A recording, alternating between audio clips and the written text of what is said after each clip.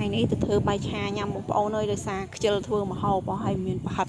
សាច់គោប្រហិតសាច់មាន់នៅក្នុងទូមកមុខ4 5គាត់ក៏សម្រេចចិត្តថាធ្វើបាយឆាញ៉ាំទៅហើយកូនក៏គាត់ព្រមញ៉ាំដែរអញ្ចឹងក៏សម្រេចចិត្តថាធ្វើទៅជាដំបូងខ្ញុំហាន់ប្រហិតនោះទូចហើយខ្ញុំក៏បានដាក់ខ្លាញ់ក្តៅហើយយើងលីងវារៀងក្រៀមតិចទៅបន្ទាប់ពីក្រៀមហើយគៀប្រហិតហ្នឹងដាក់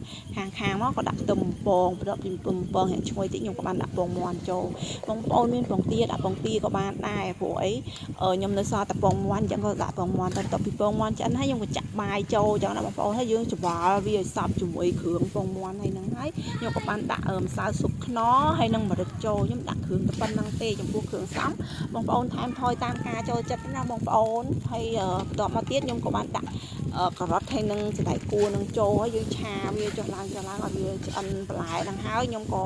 ដាក់ស្លាត់ស្រួយចូលដែរណាបងប្អូនខ្ញុំទិញស្លាត់ស្រួយមកហើយយើងហាន់វាទូចៗអញ្ចឹងទៅដាក់វាចូលអញ្ចឹងដើម្បីធ្វើជាបន្លែបងប្អូនហើយយើងឆាវាឆ្អិនអញ្ចឹងទៅគឺអាចញ៉ាំបានដែរបងប្អូនចុងក្រោយយើងដាក់ខ្ទឹមជាការស្រេចហើយចំពោះវិធីធ្វើបាយឆាគឺងាយទេបងប្អូនណាក៏ចេះដែរគ្រាន់តែថាគ្រឿងផ្សំគឺវាខុសគ្នាចឹងណាបងប្អូនចូលចិត្តអីដាក់នឹងចឹងទៅអរគុណបងប្អូនទាំងអស់គ្នាវីដេអូធ្វើបាយឆារបស់ខ្ញុំគឺមានតែប៉ុណ្្នឹងទេ